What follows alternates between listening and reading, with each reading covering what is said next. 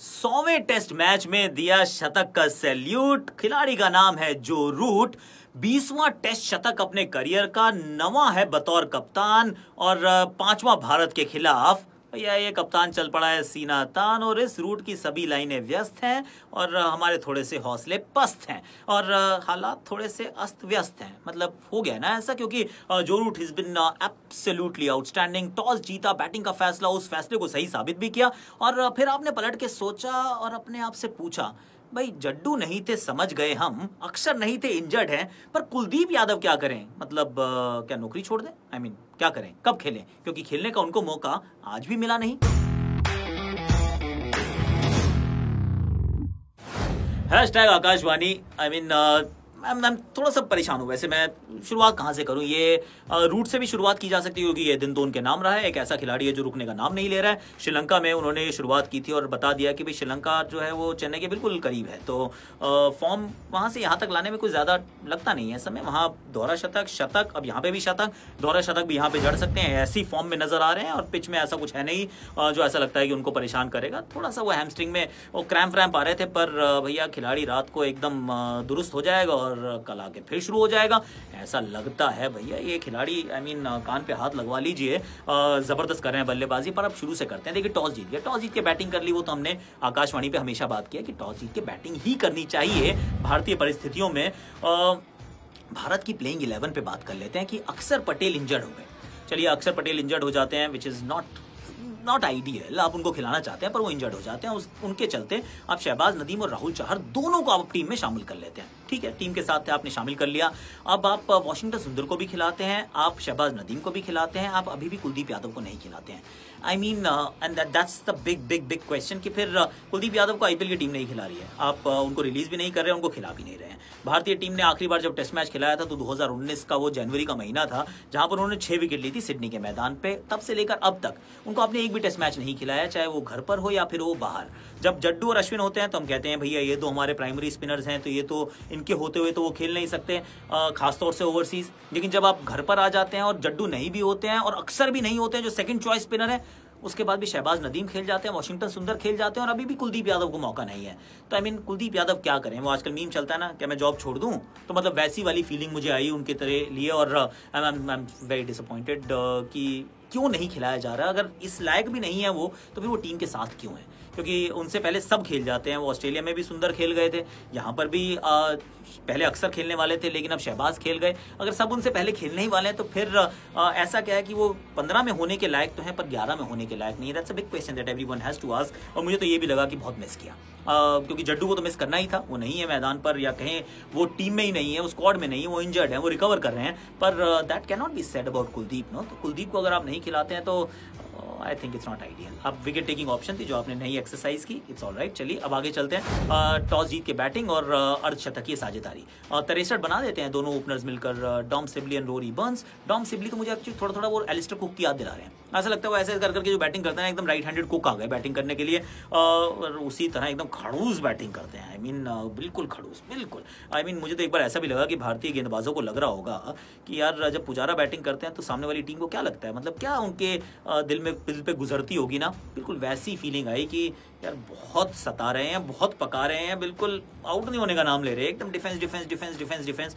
But then Rory Burns out होते हैं, खराब शॉट मार के आउट होते हैं, and that was against the run of play. Ball में ऐसी कुछ खास बात नहीं थी, पर अश्विन को रिवर्स स्वीप मारते हैं, आउट हो जाते हैं। और रिवर्स स्वीप और इंग्लैंड के क्रिकेटर्स का ना कुछ नाता है, और खासतौर से भारतीय मैदानों में।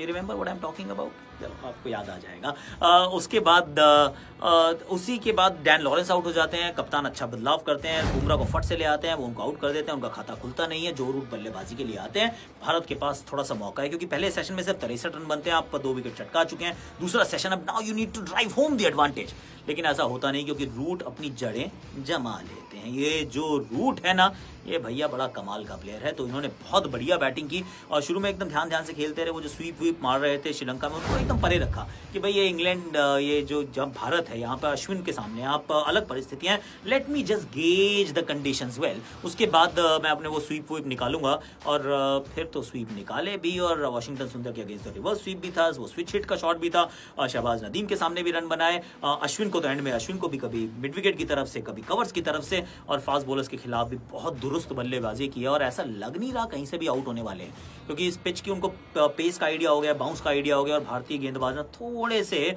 वो मतलब धार उनकी नजर आई नहीं, थोड़े से फीके नजर आए, तो ये एक समस्या है।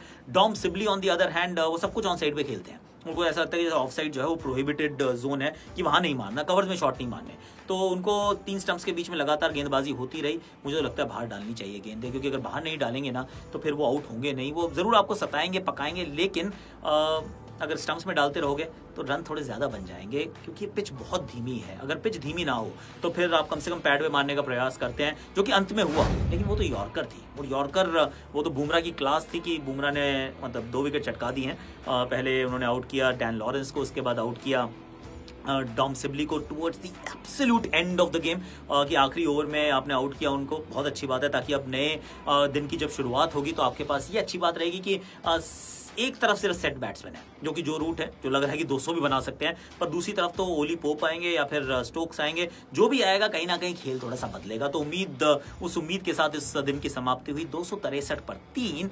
ये भैया पहला दिन तो चला गया इंग्लैंड के नाम, और अगर इन्होंने यहाँ से ऐड कर दिए 200 और रन, 450 के अगर आप पार पहुंच जाते हैं ना, तो 10 में से 9 मैचेस आप हारते नहीं हैं, क्योंकि अगर आपने 5 सेशन खेले तो 5 सेशन भारत को भी खेलने पड़ेंगे 450 तक पहुंचने के लिए, और टोटल मैच जो होता है वो 15 सेशन का होता है। तो फिर अगर आपने 5 सेशन खेले, भारत ने 5 सेशन खेले, उसके बाद समय कितना बचेगा, कितना भी खेल तेजी से चले तो भी एंड में ना थोड़ा सा आपको चेज करना पड़ता है मैच को, और अगर पिच पूरी तरह से बिखर ना जाए तो हो सकता है कि ये मैच ड्रॉ की तरफ भी चला जाए, हो सकता है कि भारत की जान हलक में भी आ जाए। All that is possible the moment you play 5 sessions while batting first, और 450 के अगर आप ऊपर चले गए और कहीं खुदा ना खास्ता 500 टच कर दिए ना इंग्लैंड ने, तो मुझे लग रहा है कि लेने के देने पड़ जाएंगे। कहानी में ऐसा ट्विस्ट आएगा जिसके लिए हम तैयार नहीं है, specially after that thunder down under. तो उम्मीद यही है कि एक दूसरा दिन जो है भारत के नाम जाएगा और थोड़ा सा ज्यादा मजा आएगा। पर देन अभी के लिए इतना ही है, और अब मैं आपको जरा हिस्टोरी में दिखाता हूँ कपिल पाजी की एक वो 4 छक्कों वाली पारी, वो बड़ी अच्छी थी। क्यों? क्योंकि इंस्पिरेशन की जरूरत है ना अपने को, तो इंस्पिरेशन के लिए मैं चल रहा हूँ वो कपिल पाजी की ब्यूटीफुल दिल लुभाने वाली स्टोरी के पास। ब्रेक के बाद स्वागत है आपका इंडिया वर्सेस इंग्लैंड के इस टेस्ट मैच में। तारीख है 30 जुलाई 1990।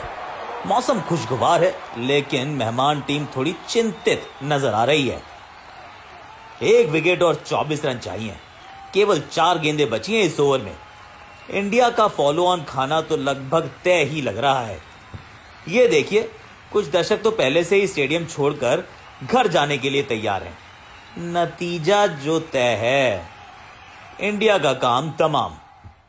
एडी हेमिंग्स, इंग्लैंड का बेहतरीन गेंदबाज, हाथ में गेंद लेकर तैयार है इस ओवर की तीसरी गेंद डालने के लिए। अब यह महज औपचारिकता ही तो है। स्ट्राइक पर हैं कपिल देव, पर यहां कपिल क्रीज पर चल कर आ रहे हैं। नॉन स्ट्राइकर एंड पर खड़े नरेंद्र हिरवानी भी अपने पार्टनर से बात करने चल पड़े हैं। कपिल हिरवानी को कुछ समझाते हुए लग रहे हैं। आखिर क्या कह रहे हैं कपिल हिरवानी से? मैच के इस मोड़ पर शायद ही किसी स्ट्रैटेजी को मुकाम तक पहुंचाया जा सकता है। बहरहाल, छोटी सी गुफ्तगू के बाद ये कपिल तैयार हेमिंग्स का सामना करने के लिए। ये आए हेमिंग्स, कपिल पूरी तैयारी में खड़े हैं। ये फेंकी बॉलर ने गेंद और ये मारा कपिल पाजी ने शानदार चौका। ना 6 रन, बेहद ही लंबा छक्का, काबिले तारीफ। वाह भाई वाह। बॉल स्टैंड्स पर से वापस गेंदबाज के हाथ में आ गई है और स्ट्राइक पर कपिल तैयार। ये फेंकी गेंद और ये घुमाया बल्ला और मारा छक्का। एक बार फिर अद्भुत, 2 गेंदे 12 रन। स्कोर बोर्ड अचानक बदला सा नजर आ रहा है। अब 12 रन और इस ओवर की 2 बॉल्स बची हैं। क्या इंडिया फॉलो ऑन बचा पाएगा? ये आए हेमिंग्स हाथ में इस ओवर की 5वीं बॉल लेकर। क्या होगा अब? बड़ा सवाल नहीं पूछते, कपिल सिर्फ जवाब देते हैं, क्योंकि कपिल का जवाब नहीं। शानदार तीसरा छक्का, हैट्रिक ऑफ 6s, अविश्वसनीय। स्टेडियम में जाते हुए लोग भी अब वापस आकर बैठ गए हैं। सभी अपनी आंखें मल रहे हैं कि कहीं सपना तो नहीं देख रहे। हम कमेंटेटर्स भी सोच रहे हैं कि ये क्या नजारा दिखा रहे हैं कपिल पाजी। अब बोर्ड पर है 6 रन, हेमिंग्स की लास्ट बॉल। कहानी में इतना बड़ा ट्विस्ट मैंने शायद ही पहले कभी देखा होगा। क्या इंडिया फॉलो ऑन बचा पाएगा? दिल कहता है हाँ, दिमाग को कुछ सूझ नहीं रहा है। ये आए हेमिंग्स अपनी आखिरी बॉल के साथ 6 रन चाहिए। क्या कपिल कर पाएंगे? जी हाँ, कर पाएंगे नहीं, कर दिया है। अनबिलीवेबल। ओह, तो ये थी कपिल पाजी की स्ट्रेटेजी। तो बातचीत जो उन्होंने की थी अपने पार्टनर के साथ, वो असल में यही थी। हिरवानी को नॉन स्ट्राइकर एंड पर रखकर पूरा दारोमदार अपने सर पर ले लिया। अंदर की बात तो यह है कि पाजी को पता था अगर हिरवानी स्ट्राइक पर आते तो इंग्लिश गेंदबाज उन्हें आउट कर देते, तो उन्होंने छक्कों की बरसात ही करना बेहतर समझा। और पते की बात तो ये भी है कि स्ट्राइक पर जैसे ही हिरवानी आए, अगले ओवर की पहली गेंद और पहली गेंद पर हिरवानी आउट। भाई जो भी हो, फॉलो ऑन तो बच ही गया। और कपिल बाजी ने इंग्लैंड के छक्के भी छुड़ा दिए, क्वाइट लिटरली। कैसी लगी आपको हिस्ट्री बताइएगा जरूर। फिर और कुछ लेकर आएंगे, कहानी नहीं बताएंगे, लेकिन अभी आप देखिए जरा स्पोर्ट्स रैप में क्या हो रहा है, यानी कि खेल जगत में क्या हो रहा है, वो आपको स्पोर्ट्स रैप में मिलता है। तो फटाफट से check out the sports wrap and then come back and then we will discuss a little more.